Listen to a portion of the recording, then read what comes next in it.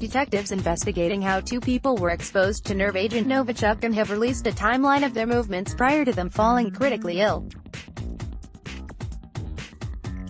Charlie Rowley, 45, and Dawn Sturgess, 44, are fighting for their lives after coming in contact with the deadly nerve agent in Amesbury last weekend. The pair remain critically ill in hospital today. The town is just 8 miles from Salisbury, where former Russian spy Sergei Skripal and his daughter Yulia were poisoned with Novichok in March. Dawn Sturgess, 44, was rushed to hospital on Saturday. Charlie Rowley was also taken to hospital at the weekend. Image, SWNS.com. The investigation involves around 100 detectives from the counter-terrorism network who are working around the clock alongside Wiltshire police. Police have warned investigations could take months to complete. A spokesman for Wiltshire Police said, "The focus of the investigation remains identifying the source of the contamination as quickly as possible."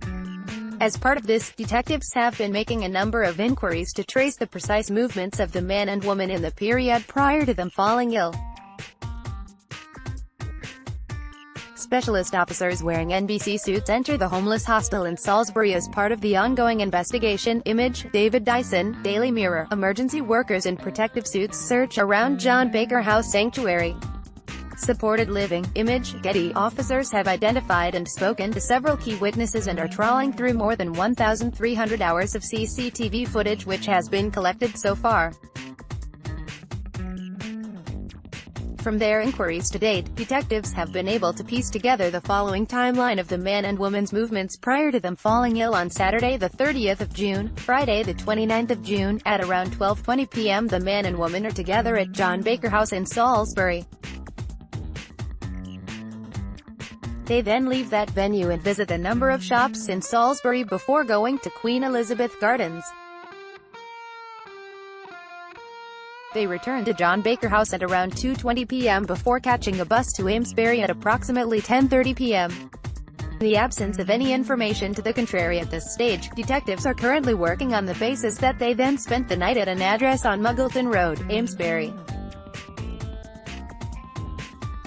Saturday the 30th of June, at 10:15 a.m., the Southwest Ambulance Service are called to an address on Muggleton Road, where the 44-year-old woman had been taken ill, and she was subsequently taken to hospital. The man was also present at the address at this time. At around midday, the man visits Boots the chemist on Stonehenge Walk in Amesbury and then returns to his address in Muggleton Road around half an hour later. At around 1:45 p.m. he visits the Amesbury Baptist Centre on Butterfield Drive and again returns home at around 3 p.m.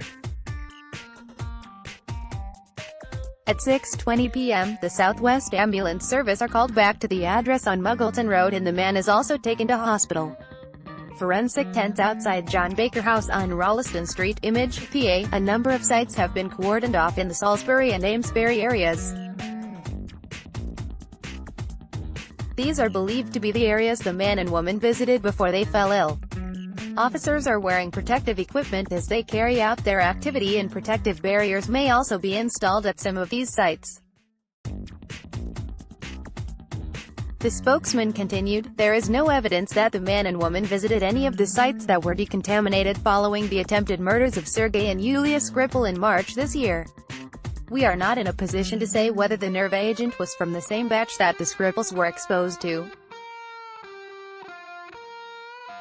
Police forensic tents can be seen to the rear of John Baker House. Image, Reuters. The investigation into the attempted murders of the Skripals is ongoing as detectives continue to assess all the evidence available. The possibility that the two investigations might be linked is clearly a key line of inquiry for police. However, Assistant Commissioner Neil Basu stressed on Wednesday the 4th of July, the importance of the investigation being led by the evidence available and the facts alone. Anyone with health concerns should follow the advice provided by Public Health England or call the dedicated helpline on 0800 092 0410 or 020 7158 0124.